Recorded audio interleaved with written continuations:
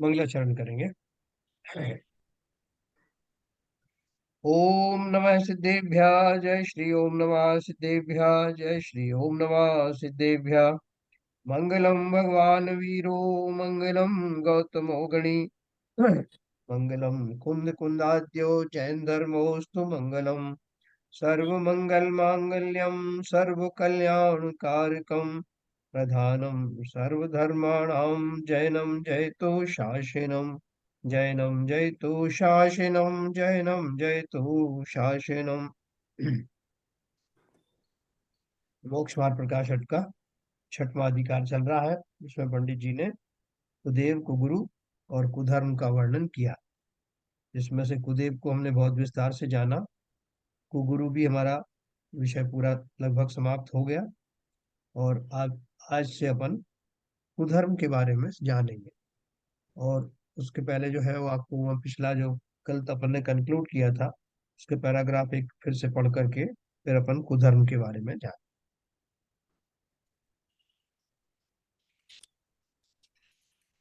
देखो हमने ये कल ये पढ़ा था कि जैसे ये बहुत सारे लोग बोलते हैं कि हमेशा अंदर से तो हमारा श्रद्धान सही है, लेकिन क्या करें वो लोक लाज के कारण से या भय आदि के कारण से या हमें अपनी मेहनतता बनाए रखनी है, इन कारण से बहुत सारे लौकिक ऐसे कारण होते हैं जिनकी वजह से हमें गुरुओं का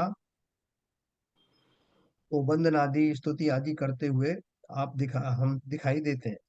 तो बोलते हैं कि हमारा अंतरंग में तो ऐसा कुछ है नहीं, तो ये हमारे कारण है। तो उस कारण का उन्होंने बहुत अच्छे से बहुत स्ट्रांगली उसका अपोज किया है कि ये कोई कारण नहीं है। अगर धर्म का स्वरूप हमारे जीवन में आ गया, हमने समझ लिया, तो कोई लाख कोशिश कर ले वो हमें उसमें झुका नहीं सकता, है ना। तो देखो उसमें अपन ने ये पढ़ा था,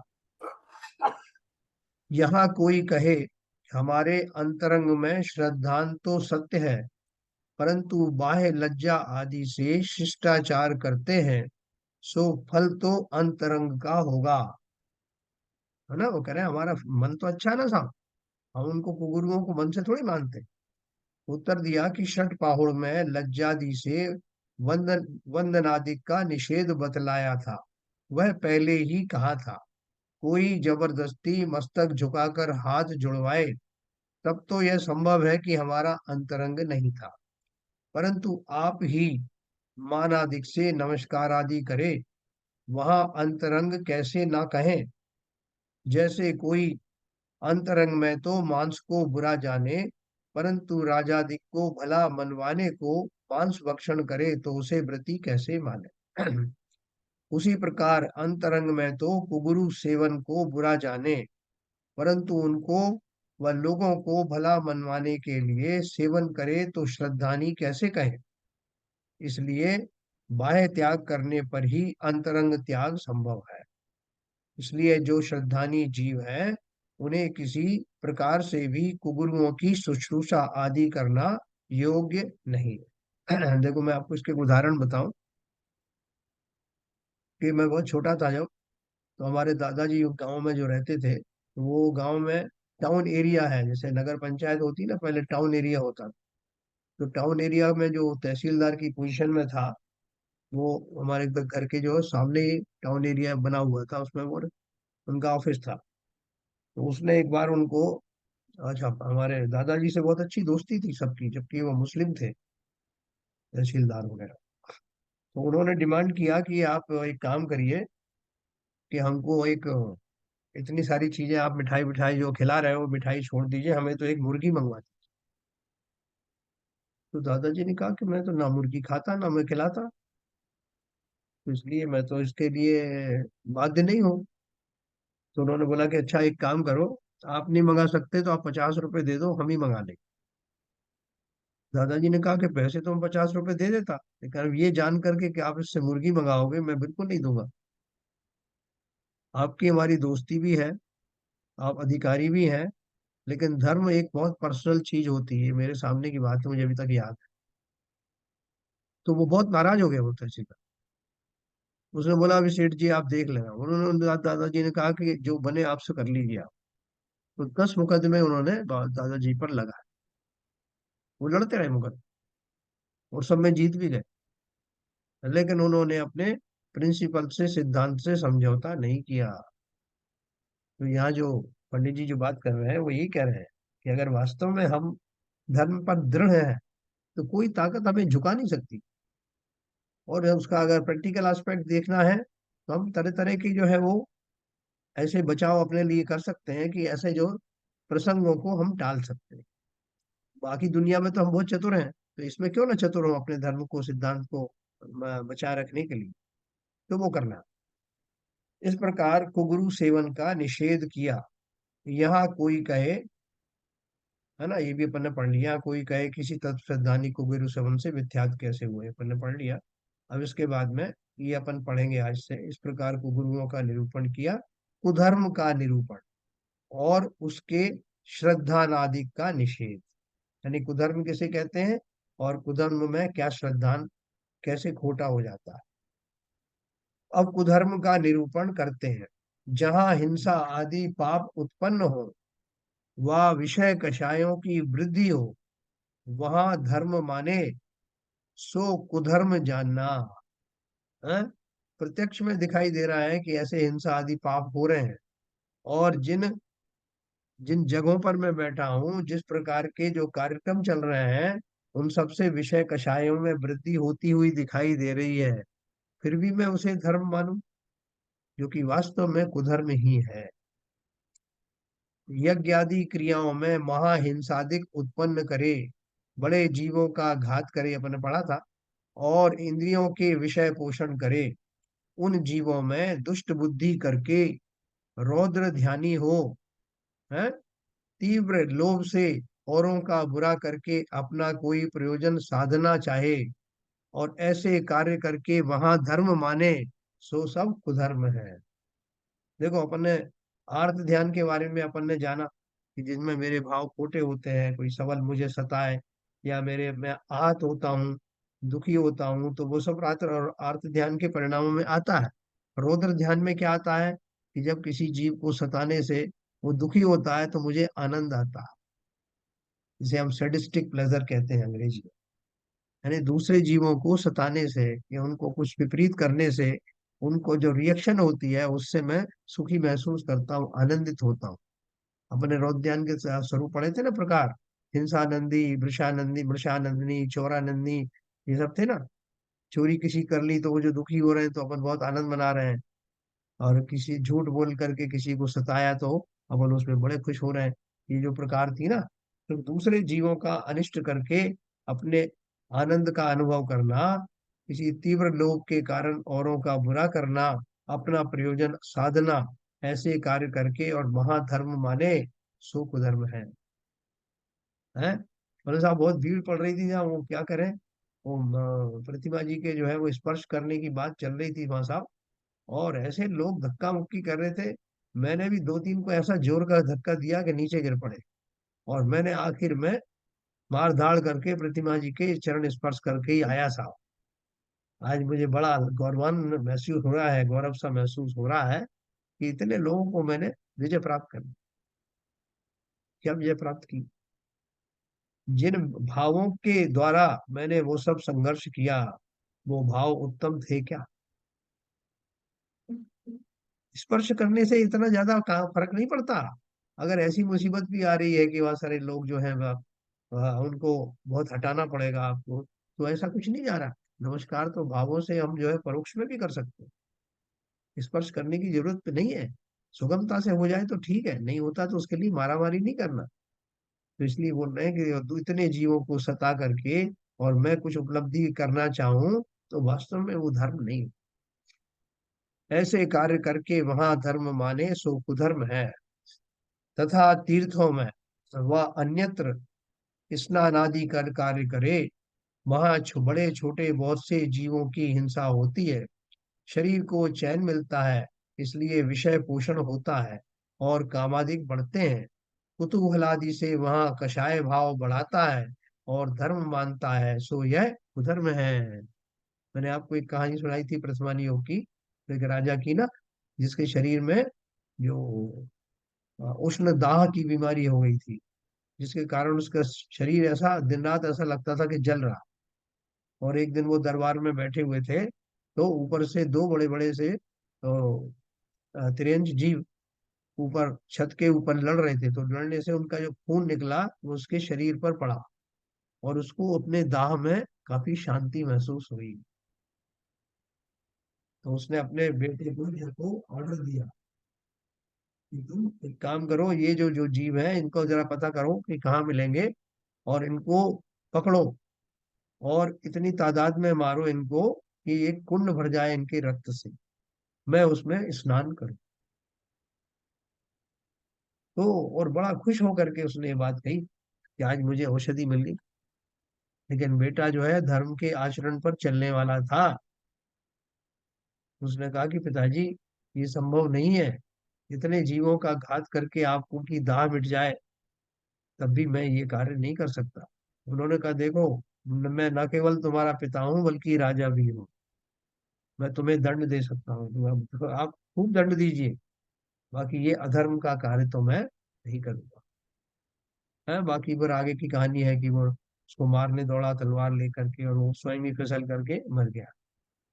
ये आगे की कहानी है। लेकिन उसकी दृढ़ता उसके बेटे की जो उसमें दिखाई है कहानी में, कि वो भले ही अपना कितना ही बड़ा इष्टजन क्यों ना हो, उसके लिए उसकी खातिर महान हिंसाएं नहीं करना।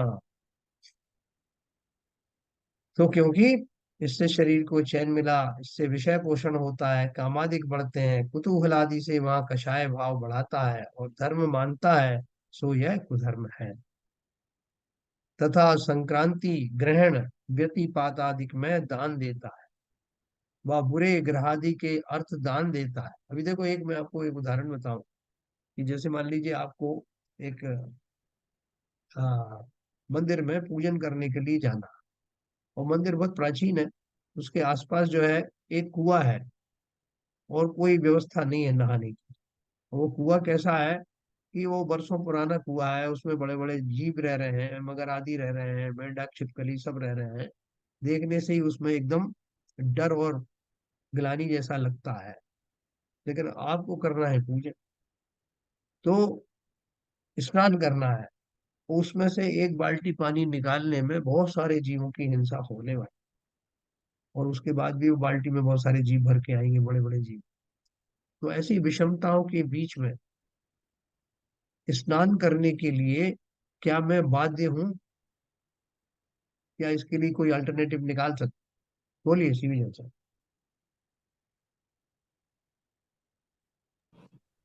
देखिए, बाध्यता जहाँ धर्म ने कहा है, जहाँ हिंसा हो काम को नहीं करना चाहिए, और जहाँ अगर हिंसा कम होती है तो उसको अनुकरण करना चाहिए। तो यहाँ तो इतनी जब हिंसा हो रही है तो जरूरी नहीं है कि आप स्नान करें, बिना स्नान के भी आप पूजा कर सकते हैं।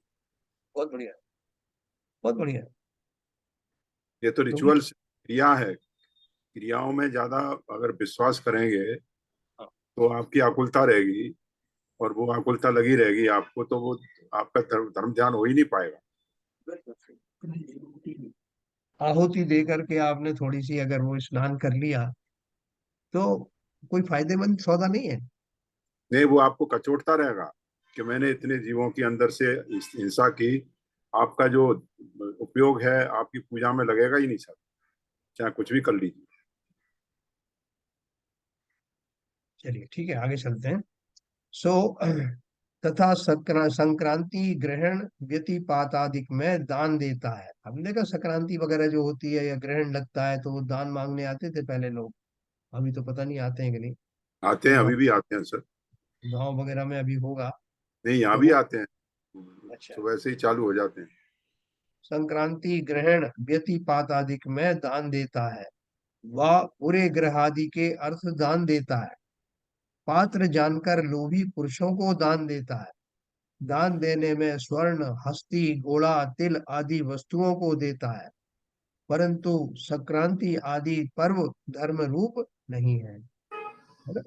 ज्योतिषी के संचार आदि द्वारा संक्रांति आदि होते हैं, जो ज्योतिष देव हैं, उनका जो विचरण हो रहा है, संचार हो रहा है, उनके कारण से वो कुछ कुछ ग्रह एक जगह मिल जाते हैं, तो उसको संक्रांति कह देते हैं उन दशाओं को। तो उसमें कोई ऐसा नहीं है कि आपके वो ग्रह शांत हो जाएंगे या ग्रह आपको कष्ट दे रहे थे। ग्रह अपने मार्ग से अपनी अपनी गति से जा रहे हैं। उनमें ऐसी भौगोलिक घटनाएं अपने आप होती रहती हैं। उनमें से कौन सी घटना को जो अपन अपने लिए चयन करें कि ये मेरे ऊपर हो रहा है, फला ग्रह जा रहा है तो मेरे ऊपर नुकसान करके जा रहा है, ऐसा बिल्कुल नहीं। जिस तरह जंगल में तरह तरह के जीव विचरण करते हैं, और जंगल के आसपास ही कहीं मेरा मकान हो, तो मैं अगर यही सोच सोच के दुखी हो जाऊं कि पता नहीं इस जंगल में क्या क्या हो रहा होगा, कौन सा जीव कहाँ जा रहा होगा, और उसके जाने से पता नहीं मेरे जीवन पर क्या फर्क पड़ रहा होगा, उन दोनों के मिलने से कोई मेरे ऊपर कोई अशुभ छाया तो नहीं पड़ने वाली, तो ये मेरा व्यर्थ का चिंतन है। उसी तरह से ये खगोलीय घटनाएं जो है, उनका निमित्त ज्ञान तो अलग बात है, लेकिन वो डायरेक्टली कोई ग्रह नक्षत्र आपका कुछ भी बुरा करते नहीं। खाली उनका रेफरेंस लेकर के लोग उन घटनाओं को बताते हैं कि ऐसी ऐसी दशा हो रही है, इसमें हो सकता है कि कुछ हो। जैसे मैंने आपको बताया था कि बिल्ली ने रास्ता काट लिया, तो बिल्ली रास्ता काट गई तो वो एक निमित्त है कि उसको जान करके किसी को ये समझ में आता है कि अगर ऐसा ऐसी घटना हुई तो हो सकता है कि कोई अशुभ घटना घटी हो। लेकिन बिल्ली ने नहीं घटाई वो घटना, या वो बिल्ली नहीं निकलती तो वो घटना सही हो जाती है, ऐसा नहीं।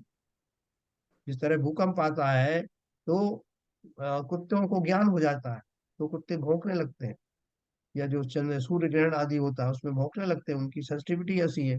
तो वो भौंके इसलिए भूकंप नहीं आया, भूकंप आया उसके लक्षण जान करके उसने किया। उसी प्रकार से ये ज्योतिष मंडल आदि जो है वो अपनी चाल से जा रहे हैं। उनसे कुछ संकेत आदि तो लिए जा सकते हैं, लेकिन उन्होंने किसी का बुरा नहीं किया। तथा दुष्ट ग्रहादि के अर्थ दिया। वो से देते हैं जय शनि महाराज, शनि के दिन आ गए आपसे तेल लेने के लिए, और आपने फटाफट दिया। क्यों दिया? वहां भय लोभादि की अधिकता हुई, इसलिए वहां दान देने में धर्म नहीं है। तथा लोभी पुरुष देने योग्य पात्र नहीं है, क्योंकि लोभी नाना असत्य युक्तियां करके ठगते हैं, किंचित भला नहीं करते। भला तो तब होता है जब इसके दान की सहायता से वह धर्म साधन करे। है वो तो क्या करेगा? किसी से तेल ले जाएगा, किसी से तिल्ली ले जाएगा, किसी से गुड़ ले जाएगा, और फिर बैठ करके उनको उनको बेच बाच करके और दारू खरीदेगा। जहां हम प्रत्यक्ष ही ये जानते हैं कि इनसे कोई वो नियम या संयम आदि साधन का साधन नहीं कर रहा है, वहां इस तरह के दान दे करके और उस हिंसा के आयतन मत बनना।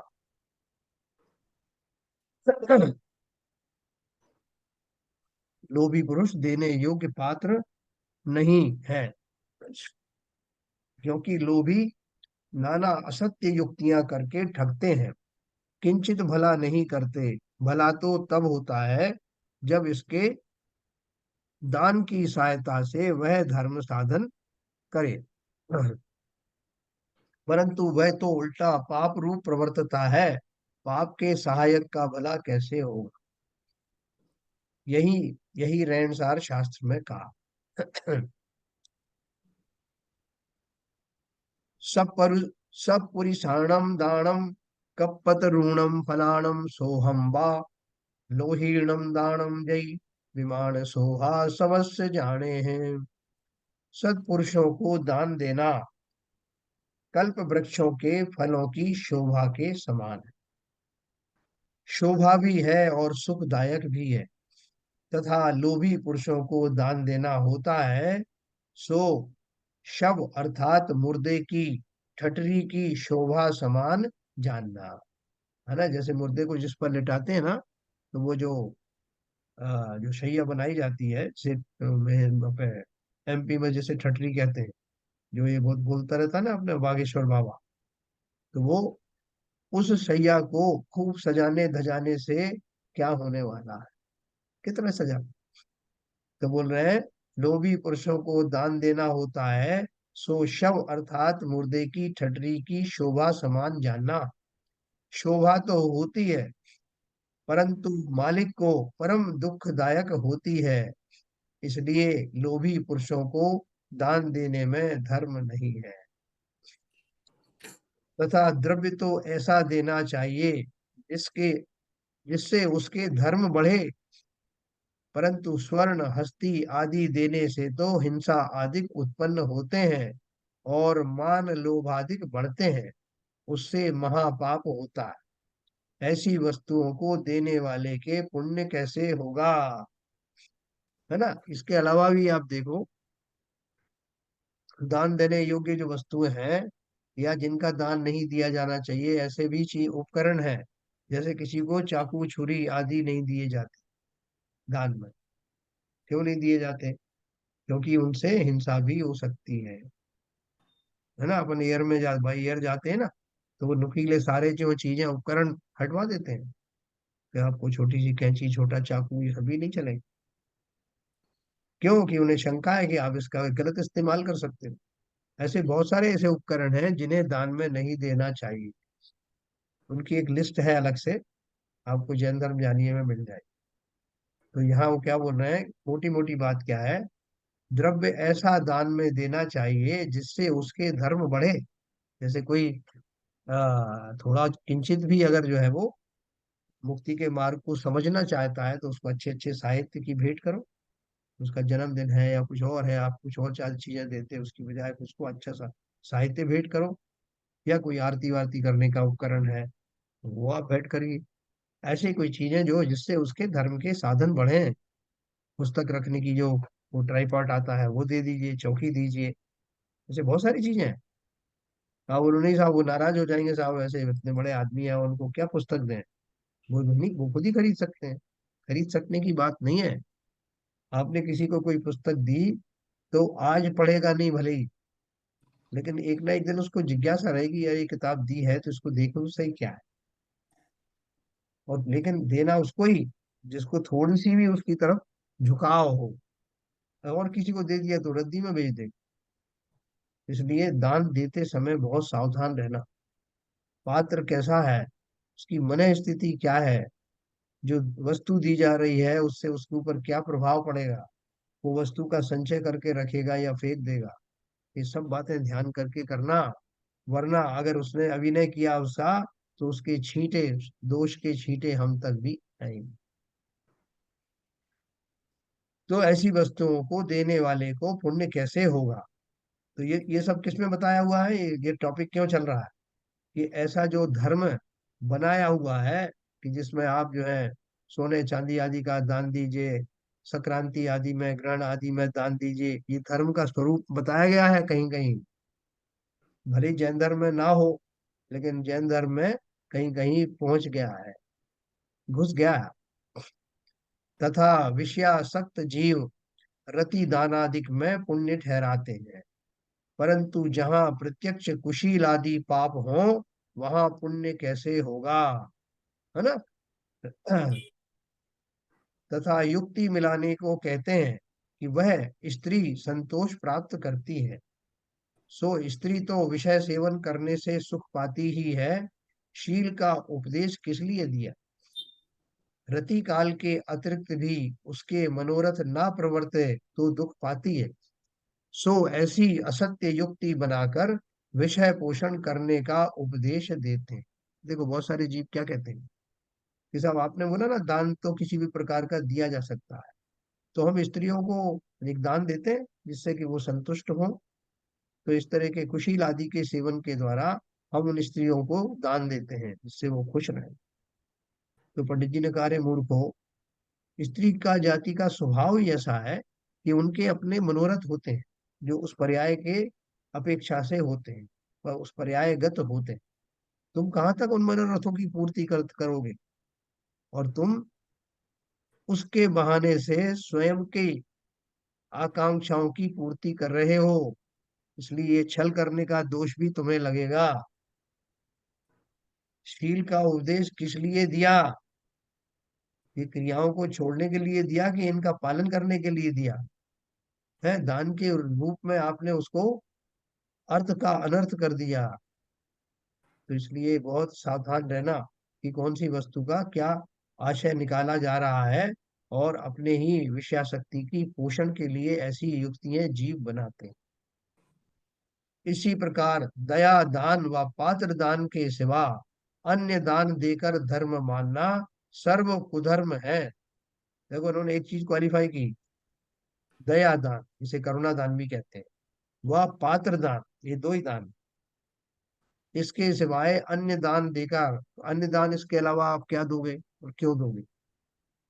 या तो पात्रों को इसलिए दे रहे हो कि जैसे मुनिराज आदि हैं या अणुव्रती हैं, उनको आहार आदि की व्यवस्थाएं करना, क्योंकि वो श्रावकों के ऊपर ही निर्भर करते हैं, वो डायरेक्टली बहुत सारी चीजें नहीं करते। तो वहाँ उनकी सेवा शुश्रूषा करना, वैयावृत्ति करना, या पुस्तक आदि का दान देना, या पीछी कमंडल आदि का दान देना, ये सब जो दान पात्र दानों में आता है, पात्रों को दान देने में। और करुणा बुद्धि से किसी जीव को, मरते हुए जीव को किसी तरह की आपने सहायता कर दी, कोई ऐसी चीज कर दी कि जिससे कि उसमें प्राण लौट आए, वहां आप जानते हैं कि ये कोई धर्मकार कार्यों में तो नहीं लगा हुआ है, लेकिन फिर भी मर रहा है, तो अगर जितनी सहायता, हाँ, ह्यूमैनिटी के कारण मैं कर सकता हूँ, मानवता के कारण कर सकता हूँ, जीव करते हैं। और कई बार उस करुणा बुद्धि से किए जाने वाली चीजें बहुत बार उनको अपील करती हैं कि ये व्यक्ति जो है बहुत महान है। बाद में मालूम पड़ा कि ये जैन है, तो उसको उस पूरे जैन संप्रदाय के प्रति श्रद्धा जागृत होगी। ये भी एक तरीका है धर्म की प्रभावना करने का।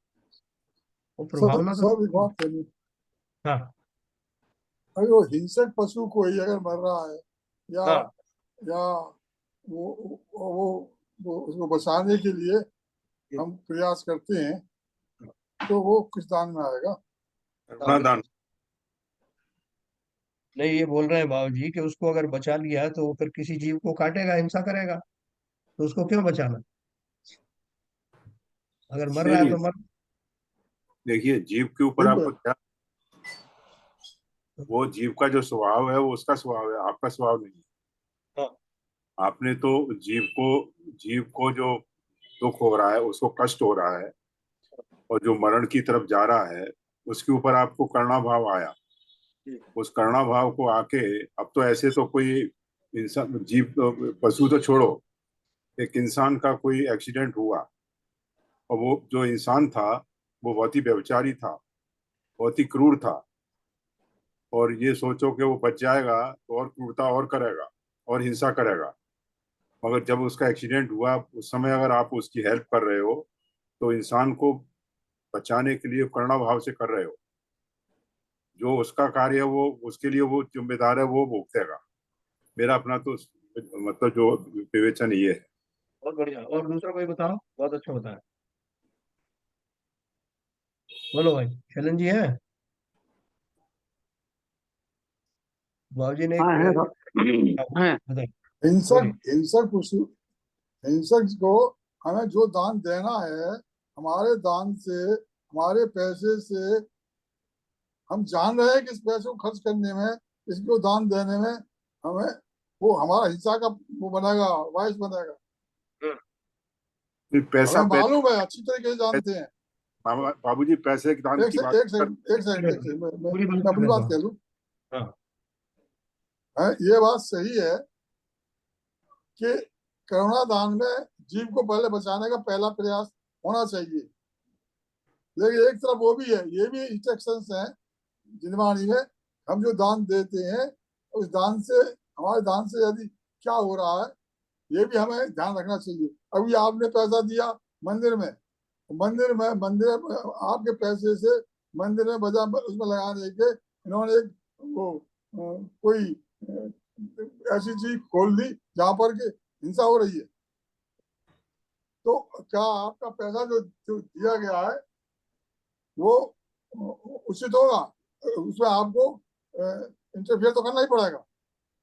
मेरा कहना यह है कि पैसे आपका जो दान दिया है, दान का क्या हो रहा है, दान किस में जाएगा, हम जानते हैं अच्छी तरीके से, फिर भी हम उसको दे रहे हैं, इसके विषय में थोड़ा सा। देखिए नहीं वो, बाबूजी, एक एक मिनट। मिनट, जैन साहब, हाँ, देखिए दो चीजें हैं, एक करुणा दान, एक पात्र दान, ये धन का दान। हाँ, शास्त्रों में ये बात कही हुई है, दान सुपात्र को ही देना चाहिए। जो हिंसक हिंसक आदमी है उसको पैसा दान तो देने का नहीं है, उससे तो हिंसा पड़ेगी। ये तो पाप का, हम पाप अपने आप ले रहे हैं। मैं तो करुणा, आपने दो चीजें मिक्स की हैं। बिल्कुल। पहले आपने बोला हिंसक जीव है, वो मर रहा है, उसको बचाने से वो तो हिंसा फिर करेगा, उसको बचाना चाहिए कि नहीं बचाना चाहिए। दूसरी बार में बोला कि कोई हिंसक जीव है, उसको हम पैसा दें, मंदिर में क्या कहते हैं, दान देते हैं। अब आप समझिए, ये आज का कटु सत्य है। महावीर जी में जितना दान जाता है, उसका पैसा सारा पूरा जयपुर के मार्केट में लगा हुआ है। तो क्या वो दान नहीं देते हैं आज लोग? हम तो अपना दान देते हैं मंदिर के भाव से। और जो वो क्या कर, प्रत्यक्ष रूप से अगर मालूम है हमें कि इससे हिंसा होने वाली है, तो वहां दान नहीं देना चाहिए। मेरा अपना विवेचन। देखो, ये जो आपने बात बिल्कुल सही कही है। ये वो दो बातें मिक्स हो गई हैं, मैं भी वही कहने वाला था कि ये जो है ना, दान किसको देना, कर देना, और दान देने वाले का क्या अधिकार है, वो एक अलग टॉपिक है। जो अपन जब दान का 10 लक्षण में जो पर्व आता है, उत्तम त्याग वाला दिन, अपन इसकी चर्चा खूब करते हैं। यहाँ चूंकि ये शब्द आया दया दान या करुणा दान, तो जैसा आपने उसकी व्याख्या करी, उसमें उस बारे में कोई और एक कहना चाहे तो कहे। मैं उसके बारे में बताता हूँ आपको कि देखो, करुणा दान का अर्थ क्या है यहाँ पर। आपने बिल्कुल सही कहा कि कोई जीव मर रहा है, वो हिंसक है अहिंसक है, वो बात की बात। वहां उसको जो पीड़ा हो रही है, आपने दया बुद्धि से उसकी पीड़ा को दूर करने का भाव किया। उसका नाम ही करुणा बुद्धि। अभी एक साउथ का एक किस्सा आपको मालूम होगा कि वहाँ एक जो शेर था, वो जंगल में बैठा हुआ था, उसके पैर में कोई बहुत बड़ा कांटा चुभा हुआ था। और ऐसा कांटा था कि वो निकल नहीं रहा था, और वो बड़ा आहत था, और बैठा हुआ वो तकलीफ से कराह रहा था। और वहां एक व्यक्ति वहां से निकला, उसने उसको, बहुत सारे लोग वहां से निकले, अब शेर के पास कौन जाए, निकालना भी है अगर तो कौन निकाले। तो इतना साहस हो और ऐसी उसको करना बुद्धि हो, वो ये काम कर सकता है। तो एक निग्रो था, वो उधर से निकल रहा था, उसने कहा मैं भले ही मुझे ये खा ले, लेकिन मैं इसका ये संकट देख नहीं सकता। तो वो उसके करीब आया, आकर के उसने अपनी युक्ति से उसका कांटा निकाला, बहुत बड़ा कांटा था। और वो शेर जो है, उसने उसकी तरफ घूरा और थोड़ा लंगड़ाता हुआ जंगल में चला। उसके काफी दिनों की बात है कि उस व्यक्ति को किसी अपराध में, जो कि उसने नहीं किया था, लेकिन उसके ऊपर नाम लगा करके उसके ऊपर में एक सजा हुई कि इसको भूखे शेर के पिंजरे में डाला जाए। तो सजा हो गई। और उसको उस पिंजरे में डाला गया, तो वो पिंजरे में शेर वही आ गया था जिसका कांटा उसने निकाला था। और जब उसको डाला गया उसमें, तो सबको ये पक्का पता था कि ये मारा मारा जाएगा। लेकिन शेर ने उसको सूंघा, उसको देखा, भरपूर पंचेंद्री है ना, शनि पंचेंद्री जी, और उसने बिना कुछ कही ही पास में बैठ गया। इस घटना को देख करके न केवल बाकी सब लोग चकित हुए, बल्कि जो वहां का राजा था, उसने उसकी सजा माफ करी। ये कुछ गलत है हमारा, नहीं तो शेर जैसा जीव किसको छोड़ेगा। इस घटना से आप दो बात समझना। एक तो ये कि अपने उपकारी का उपकार सभी जीव करना चाहते हैं, उनके मन में रहता है किसने मेरा उपकार किया किसने नहीं किया। छोटे छोटे जीवों को भी पता रहता है। यहाँ तक कि पेड़ पौधों को जो माली आता है, तो वो माली के आने से ही पेड़ में सुखद लक्षण प्रकट हो जाते हैं। उसको मालूम है कि मेरा अच्छा करने आ रहा है, पानी देने आ रहा है। इसकी बहुत सारी घटना है। और दूसरी बात कि ये जो हम करना बुद्धि कर रहे हैं, वो किसी भी के प्रति भी कर रहे हैं। ऐसा भी हुआ है कई लोगों के करना बुद्धि से गए, उनको किसी सांप ने, सांप के प्रति किया है और सिंह आदि के प्रति किया, उन्होंने खा लिया उसको। लेकिन वो क्यों खा लेते हैं? इसका कारण यह है कि अगर आपका उस जीवों के प्रति पूर्व में इस तरह का बैर आदि था, तो ये घटनाएं भी घटित होती हैं। लेकिन आपने अपना कार्य करना बुद्धि से किया, तो उसका पुण्य भी बंद होगा। उस समय ऐसा ही योग बन रहा था कि आपका वैसे ही अंत होना था। लेकिन वो कहते हैं ना कि जो तो को कांटा बुए ताही बोई तू फूल, तो को फूल का फूल है, बा को है त्रिशूल। तो ये 100% ऐसा ही है। जिस तरह चंदन के पेड़ से लिपटे हुए सर्प की वार्तालाप हुआ, लोगों ने कहा कि भैया ये चंदन से कहा कि तुम इस सर्प को अपनी तरफ लिपटाए क्यों, लिपटना क्यों देते हो, ये ठहरा महाविशैला और तुम एकदम शीतल। तो उन्होंने बोला कि जिस तरह से ये अपना स्वभाव नहीं छोड़ता, उस तरह से मैं भी अपना स्वभाव क्यों छोड़ूं। ठीक इसी प्रकार से ये मान के चलना कि ये तो सब आयु वगैरह तो सब मेरे पूर्व जो कर्म है, आयु कर्म है उसके अनुसार ही बंधी होती है। और जिस निमित्त से आयु का जाना होता है, मरण को प्राप्त, वो भी निश्चित होता है। लेकिन फिर भी अगर मैं करुणा बुद्धि से किसी जीव के काम आऊंगा, तो आज नहीं कल उसका अवश्य ही मुझे लाभ मिले। इसलिए इसमें आगे पीछे मत करना। कोई मर रहा है, सारे साहब ये तो बहुत बड़ा दारू था, दारूखोर था, ये मांसाहारी था, इसकी मैं कैसे मदद करूं, ये मर जाए तो ही अच्छा है। उस समय बहुत पीड़ा से गुजर रहा है वो व्यक्ति, आपने उसकी पीड़ा को कम करने का प्रयत्न किया। वो उसके बाद में वो क्या करता है, उसकी अपनी डेस्टिनी है। लेकिन उस समय जो मुझे सूझा, हमको जो सूझा कि मुझे इस प्राणी को मरते हुए मैं नहीं दे सकता। कितने एक इंद्रिय आदि जीव होते हैं, वो हमारा क्या भला करेंगे, लेकिन हम फिर भी उनकी मदद करते हैं ना। आपने चींटी को बचा लिया, तो चींटी क्या आपको थैंक्स कहेगी क्या? नहीं, अभी आपने अच्छा बता दिया, मुझे जो थैंक्स कहते हैं मैं उन्हीं की करता हूँ मदद। तो बचाओ इनको। बहुत सारे हमारे बुजुर्ग लोग हैं जो अंतिम चरण में पहुंच गए हैं, बहुत सारी बाधाएं हैं, उनको रोग आदि की हैं। वो तो अपने बेटे को थैंक्स तो क्या, हाथ भी गवा नहीं सकते उसके पेट के सिर के ऊपर, ऐसे असहाय हो गए, तो उनकी मदद नहीं करो। तो इसलिए इसको भली भांति समझना, करुणा बुद्धि किसे कहते हैं, किस दशा में प्राणियों का किस तरह से सहारा बनना, अपना स्वार्थ छोड़ करके और निर्भय बन करके ये कार्य करना। इसी प्रकार दया दान व पात्र दान के सिवा अन्य दान देकर धर्म मानना सर्व कुधर्म है, तथा व्रताधिक करके वह हिंसाधिक व विषयाधिक बढ़ाते हैं। परंतु व्रताधिक तो उन्हें घटाने के अर्थ किए जाते हैं, तथा जहाँ अन्न का तो त्याग करे और कंद मूलादि का भक्षण करे, वहाँ हिंसा विशेष हुई, स्वादादिक विषय विशेष हुई। अभी आप देखो वैष्णवों में जब वो व्रत आदि करते हैं, तो वो क्या करते हैं, वो उपास के दिन साबूदाना की खीर खाएंगे, खिचड़ी खाएंगे, या जो ये शकरकंद है, शकरकंद के व्यंजन बना के खाएंगे, सिंगाड़े के आलू व्यंजन खाएंगे, आलू खाते हैं। आलू खाते हैं।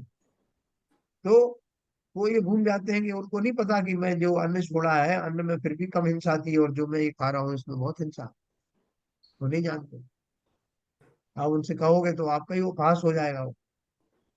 तो इसलिए उन्होंने बोला व्रताधिक करके वहां हिंसा आदिक व विषयादिक बढ़ाते हैं। निर्जला उपवास कर लिया था, अब मेरी शक्ति तो थी नहीं इतनी, तो मैं छटपटा रहा हूँ। तो मैंने लोगों से कहा कि भैया क्या करूं, बोले ऐसा करो, तुमने जल ही तो छोड़ा है, शरबत थोड़ी छोड़ा, या जूस थोड़ी छोड़ा। हम आपको बढ़िया अभी गन्ने का जूस पिलाते, मौसम्बी का जूस पिलाते हैं, उसमें पानी बिल्कुल नहीं डालेंगे, ये आप ध्यान रखना। तो आपका व्रत भी पल जाएगा और काम भी हो जाएगा, है ना। ऐसी संधियां ना मिलाए, नहीं दिया है लोगों ने ऐसा, बुझिए ना। तो इसलिए बोल रहे हैं कि उनमें और हिंसा तो नहीं हो रही, ये ध्यान रखना। विषादिक बढ़ाने के लिए जो ऐसे काम कर रहे हैं, उनसे हिंसा और विषादिक और बढ़ रहे हैं। परंतु व्रताधिक तो हिंसा आदि घटाने के अर्थ किए जाते हैं। क्या आपने देखा कि अब मैं इतना बड़ा उपवास कर लिया है, अब टाइम कट नहीं रहा, तो क्या करें। तो किसी ने कहा एक काम करो, अभी पिक्चर हॉल में चले जाओ, नई नई पिक्चर लगी, तुम्हारे 2-3 घंटे निकल जाएंगे आराम से। बाकी का फिर शाम को आरती का टाइम हो जाएगा, तो वहाँ आरती में बैठ जा। बोले हाँ ये ठीक कहा आप। तो वहां विषय सेवन हुआ कि नहीं हुआ, उस उपवास का फल लगेगा कि नहीं लगेगा। ऐसी बहुत सारी चीजें हैं जो जैन धर्म में तो कम है, लेकिन बाकी में बहुत ज्यादा है। अपन बात कर रहे हैं कुधर्म की। तो कुधर्म में मतलब ऐसे धर्म के सेवन करने वाले, या ऐसी युक्तियां जो हमारे अंदर भी प्रविष्ट हो गई हैं हमारे धर्म से, सावधान रहना। जहाँ अन्न का तो त्याग करे और कंद मूल आदि का भक्षण करे, वहां हिंसा विशेष हुई, स्वादादिक विषय विशेष हुए। उसमें स्वाद भी बहुत आया था। बोले एक बात है कि जब से मैंने उपवास किया है, तब से बहुत मजा आ रहा है। वो कैसे? बोले ये शकरकंदी वगैरह में पहले नॉर्मली नहीं खाता था, आलू भी नहीं खाता, लेकिन ऐसे टाइम में जब बहुत मजा आता है इनको खाने में, तो अब मुझे लगा कि ये वास्तव में रोज ही खाने की चीज है। तो इस तरह वो बोल रहे हैं, स्वाद अधिक जो है विशेष उसमें और बढ़ गए, जो उसका कारण। और स्वाद लेना क्या है? विषयों की आसक्ति है, रसना इंद्री की आसक्ति। तथा दिन में तो भोजन करता नहीं है और रात्रि में भोजन करता है, वहां प्रत्यक्ष ही दिन भोजन से रात्रि भोजन में विशेष हिंसा भाषित होती है, प्रमाद विशेष होता है। रात्रि का भोजन करने में, रात्रि में भोजन करने में प्रमाद बढ़ता है, असावधानियां बढ़ती हैं।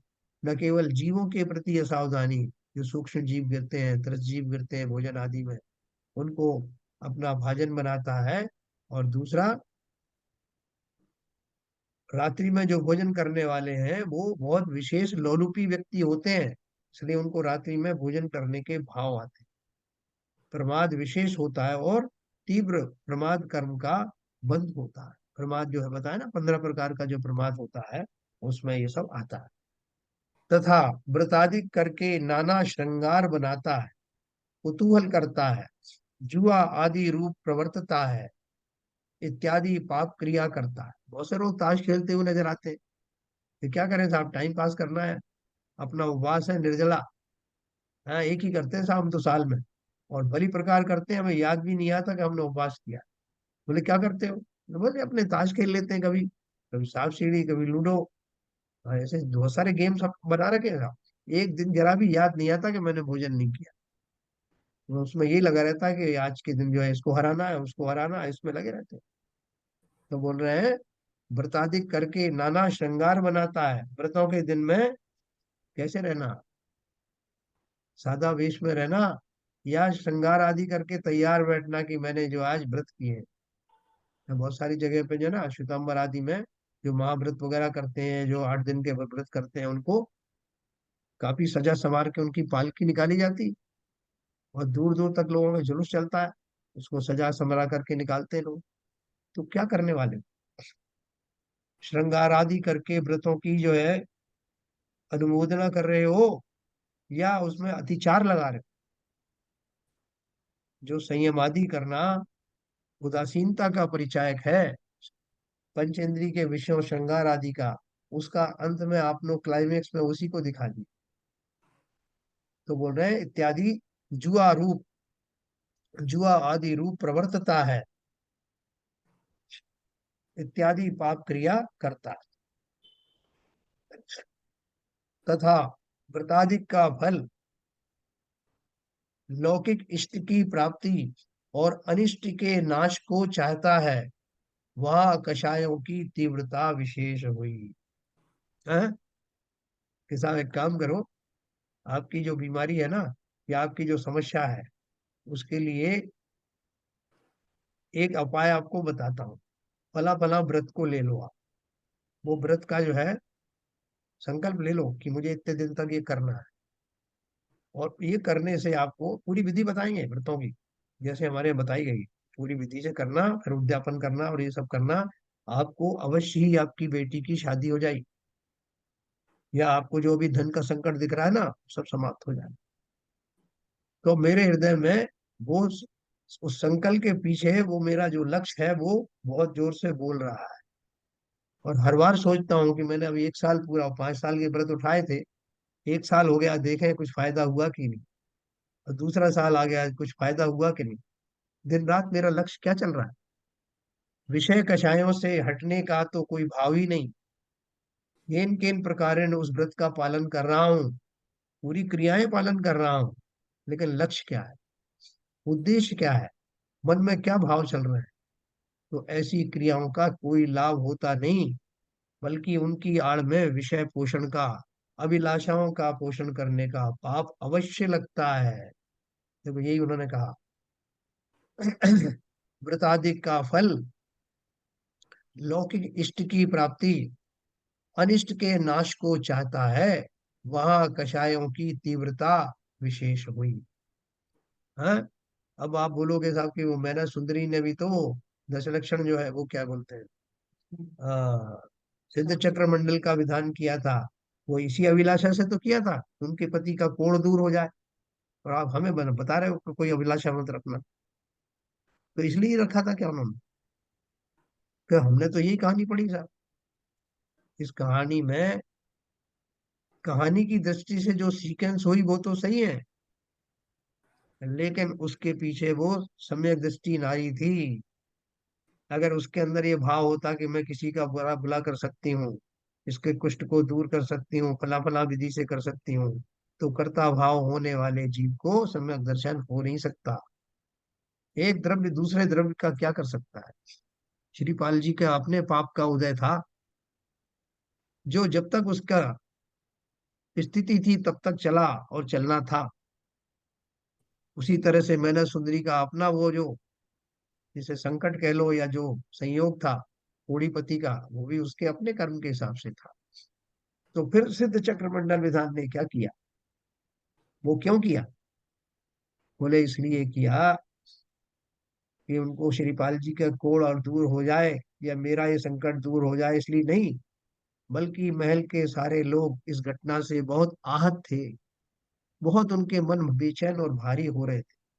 उन संश्लेषित परिणामों में कमी लाने के लिए एक धार्मिक अनुष्ठान का आयोजन किया गया, जिसके माध्यम से जीवों का वो मन धार्मिक क्रियाओं में, धार्मिक वातावरण में लग जाए, और वो उस घटना के कारण जो खेद खिन्न हुए हैं उसको भूल जाए। बाकी तो जिसका जो होना है वो होगा। ये बात अलग है कि उन घटनाओं का निमित्त पा करके उस समय ही उनका कोढ़ भी दूर होना था, और उस समय ही उन राजा को, उनके पिता को भी सद्बुद्धि आनी थी होने के बाद। और इतिहास साक्षी है कि वो कोड़ीपति और कोई नहीं, वो कोटि भट्ट श्रीपाल थे, जिनकी भुजाओं में 1 करोड़ योद्धाओं का बल था। तो ये सब सोचने की बात है कि ये जो सब हम करते हैं कि ये सोच करके कि इससे मेरा ये अनिष्टता समाप्त हो जाए, प्रतिकूलताएं समाप्त हो जाएं और अनुकूलताएं आ जाएं, ऐसे भाव से धर्म मत करना। अब बोलोगे साहब ऐसे कैसे नहीं करें, फिर कौन कैसे का हमारा जो कष्ट कैसे दूर होगा? कष्ट तो सहज में दूर होगा। हमारे भावों में वो निष्काम भाव से जो उपासना होती है, उसके फलस्वरूप उसके होने वाला जो पुण्य का अर्जन है, वो निदान पूर्वक किए जाने वाले भावों के मुकाबले में लाखों गुना होता। अपने आप ही होगा वो सब, लेकिन मैं कोई चाहत ना रखूं तब भी वो फलित होगा। सारे अनिष्ट अगर वो जब जाना है, उनका समय है, उससे पहले भी जा सकते हैं, क्योंकि उनमें संक्रमण आदि होता है। इसलिए ये बात बिल्कुल जितने साधर्मी भाई हैं, जो भी स्वाध्यायी हैं, वो ये सब भली भांति जानते हैं कि जब कहा जाता है कि निष्काम भाव से जिनेंद्र देव की पूजा वंदना आदि करो, तो उसके पीछे राज ये है। और अपन तो क्या करते हैं, अपन को लगता है कि भगवान से मैं एक एक बात बता दूं। ऐसा नहीं कि भगवान को पता नहीं चला कि मैं किस लिए आया। वो अपने भाव अंदर रखे रहते हैं, हमारी कमजोरी है। आप और हम सब करते हैं ऐसा, लेकिन वो कमजोरी है। उन भावों की प्रेजेंस में रखते हुए चिरंद्र की भक्ति करना निदान जैसा ही है। इसलिए हमें उससे उतनी अपेक्षित सफलताएं नहीं मिलेंगी जो निष्काम भाव से की जाने वाली पूजा आदि से मिलती है। तो इसलिए बोला उन्होंने, इस प्रकार व्रत आदि से धर्म मानता है सो कुधर्म है, तथा कोई भक्ति आदि कार्यों में हिंसादिक पाप बढ़ाते हैं। गीत नृत्य गानादिक व इष्ट भोजनादिक व अन्य सामग्रियों द्वारा विषयों का पोषण करते हैं। कुतूहल प्रमाद आदि रूप प्रवर्तते हैं। वहां पाप तो बहुत उत्पन्न करते हैं, और धर्म का किंचित साधन नहीं है। वहां धर्म मानते हैं सो सब कुधर्म है। आप कभी इसमें जाना, वैष्णवों के यहाँ जो भी गणेश जी की पूजन होगी, तो महागणेश की स्थापना होगी, वहां कैसे भक्ति में लय होकर के वो आरती गाते हैं। उन्हें कौन सा पता है उनका भगवान का स्वरूप जब कर रहे हैं भक्ति? तो जो जो नई नई आरतियां बताई बताती हैं, जय जय गणेश देवा और ये सब, जो हम भी उसी लय में करने लगे अपने आप। वो लगे हुए हैं और बहुत मस्त है, लोगों को लगा कितने ज्यादा जो है ये मन लगा करके उनकी आरती कर रहे हैं। उस आरती के जो शब्द हैं उनमें सोनी के नाम को गुंजाते रहते हैं, लेकिन भगवान कौन है, गणेश जी की हम पूजन क्यों कर रहे हैं, गणेश जी ने क्या किया था, इनसे हमें क्या लाभ होना, कोई मतलब नहीं। यही भाव हमारे यहाँ भी आ गया कि स्वाध्याय अगर बाद में होना है आरती से पहले, तो आरती करके खिसक लेना, लेकिन आरती में लगाना 1-2 घंटे। जैसा अभी तो एक भगवान की दूसरी निकालो अब आरती, और झूम झूम करके आरती कर रहे हैं। तो साहब एक दीपक से मजा नहीं आया साहब, इतने सारे लोग हैं ना, बहुत सारे बड़े बड़े दीपक जलाओ और फिर करेंगे आरती, और फिर कोई जो है संगीत के ऊपर गाएगा, तब आएगा वाह साहब, आज मजा आया। ये भ्रांतियां छोड़ो, हम जैन हैं। जैन कुल में ही जन्म नहीं लिया है, बल्कि जैन धर्म के जानने वाले भी हैं। जिन जीवों की आहुति दे करके नृत्य गानादि के द्वारा प्रसन्न हो रहे हो, वो विषय सेवन के सदृश हैं। उनके द्वारा होने वाला वो बंध है, वो भी ऐसा ही होगा। निष्काम भक्ति भक्ति करना सीखो। ऐसी भक्तियों में कुछ नहीं रखा, खड़े हो जाओ, वो बोलेंगे आपसे प्रतिष्ठाचार, खास तौर से महिलाओं से बोलेंगे, खड़े हो जाओ, धर्म की प्रभाव न करना। कैसे करेंगे? तो स्त्रियों को खड़ा कर, और एक एक से कहोगे अरे तुम भी नाचो और तुम भी नाचो। चाहे भगवान स्टेज पर मूर्ति विराजमान हो, उनकी तरफ भले ही पीठ हो जाए, लेकिन नाचना तो जरूरी ना। ये बहुत सारे जो है इस तरह की दशाएं हमारे यहाँ भी प्रविष्ट हो गई हैं। तो अभी काल दोष कहें कुछ भी कहें, लेकिन धर्म का स्वरूप जरूर समझना। आप जो करते हो करते रहो, कोई किसी को रोक नहीं सकता, लेकिन धर्म का वास्तविक स्वरूप तो समझ के रखना। आपसे बने ना बने वो अलग बात। तो इसलिए उन्होंने बोला, कोई भक्ति आदि कार्यों में हिंसादिक पाप बढ़ाते हैं, गीत नृत्यांगानादिक व इष्ट भोजनादिक। मेरा भोजन में बहुत मजा आया इस बार के पर्यूषण का, कमाल ये रहा, भोजन बहुत बढ़िया है। बोले व्रत वगैरह कितने कितने किए? भाई साहब व्रत वैसे कर लेता मैं, लेकिन क्या है 3-4 दिन तक तो मंदिर की तरफ से ही भोजन का आयोजन था। अब व्रत कब करते? और आप तो जानते हो उसमें 2-3 मिठाइयाँ भी होती हैं और भी बहुत सारी चीजें होती हैं। तो अब कैसे छोड़े साहब? और दान देते हैं, हम भी पैसा देते हैं साहब, तो ऐसा थोड़ी। ये सारी बातें अपनी इसको रिवाइज करना, ये हम सबके दिमाग में बसा रहता है। भोजनादिक व अन्य सामग्रियों द्वारा विषयों का पोषण करते हैं, कुतूहल प्रमाद आदि रूप प्रवर्तते हैं, वहां पाप तो बहुत उत्पन्न करते हैं, और धर्म का किंचित साधन नहीं है। वहां धर्म मानते हैं, सो सब कुधर्म। गहराई से देखना। अब इस बार अपनी जो क्रियाएं हैं हमारी, पूजन से लेकर के और आरती तक का, भक्ति आदि के, उसमें कितना हमें जो है वो पॉजिटिव हमको कितना मिलना मिला। अपने भावों से ही टटोलना, कोई दूसरा सर्टिफिकेट नहीं देगा। और कितना हमारे विषय आदि कषाय आदि बढ़े, उनको तोलना। हमारी बहुत सारी चीजें होती हैं, इसने द्रव्य हमको यहाँ नहीं दिया, उसने हमको यहाँ बिठा दिया, और उसने हमसे ऐसा बोल दिया, और उन्होंने बात ही नहीं करी, और फलाने ने ये सारे टाइम कितना धर्म कमाया और कितना जो है कषायों में गया। तथा कितने ही शरीर को तो क्लेश उत्पन्न करते हैं, और वहां हिंसा अधिक उत्पन्न करते हैं, वह कषाय आदि रूप प्रवर्तते हैं। जैसे पंचाग्नि तपते हैं, जो वैष्णवों में, या जो वेद आदि का जो धर्म को मानते हैं, आर्य समाजी आदि हैं और भी बहुत सारे हैं। पंचाग्नि तप करते हैं, 5 तरह की अग्नि जलाते हैं, और उनके ऊपर में लटक जाते हैं, कुछ ऐसा साधन करके ऊपर लटकने का, और नीचे अग्नि के कुंड जले होते हैं। सो अग्नि से बड़े छोटे जीव जलते हैं, हिंसा अधिक बढ़ते हैं, इसमें धर्म क्या हुआ?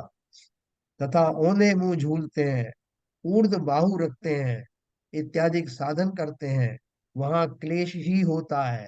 यह कुछ धर्म के अंग नहीं है ना? जो दूसरे आप बोलोगे जैनियों में नहीं है साहब ये सब, तो यहाँ तो कुधर्म की बात चल रही ना। इसलिए आपको ऐसे सारे धर्मों से दूर रहना, जिनमें किसी भी रूप में शरीर को खाली कष्ट दे करके और ये मान लिया जाता है कि धर्म का काम हो गया। शरीर को, हमारे यहाँ एक शब्द आता है काय क्लेश।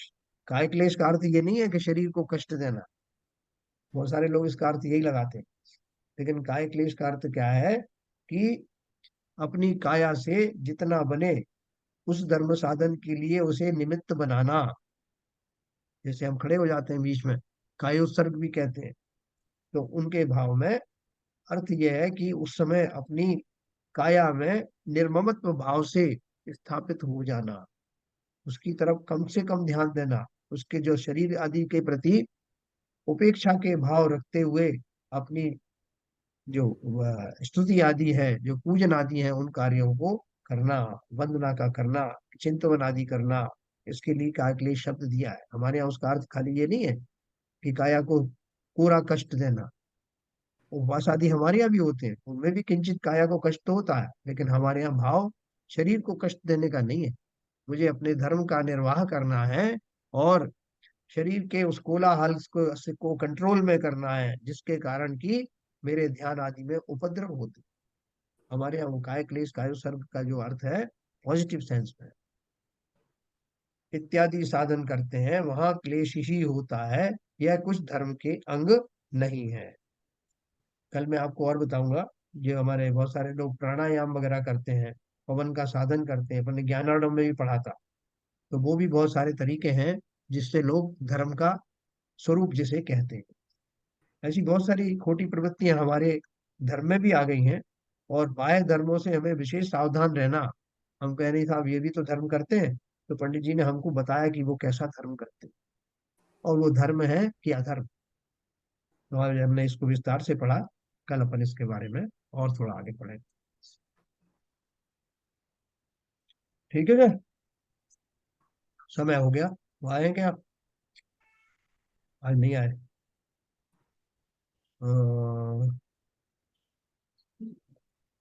संजय प्रकाश भी नहीं दिख रहे। हाँ है, संजय प्रकाश जी जिनवाणी।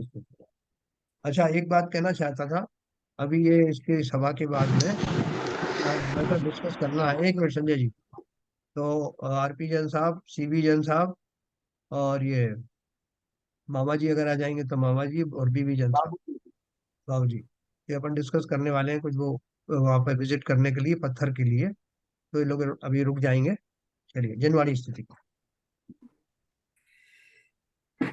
मिथ्यात्म में नाश वेको ज्ञान के प्रकाश वेको हपा पर भास वेको भानु सी बखानी है द्रव्य जान वेको बंद विधि भान वेको स्वपर पहचान वेको परम प्रमानी है अनुभवताय वेको जीव के जताय वेको कहू न सताय वेको भवे उदयानी है जहाँ तहाँ तार वेको पार के उतार वे सुख विस्तार वेको यही जिनवानी है हे जिनवानी भारती तो जपो दिन रैन जो तेरी शरणा गए सो पावे सुख चैन जावाणी के ज्ञान से सूझे लोक लोक सो वाणी मस्तक धरू सदा देते दो, सदा देते दो। जिनवाणी माता की जय।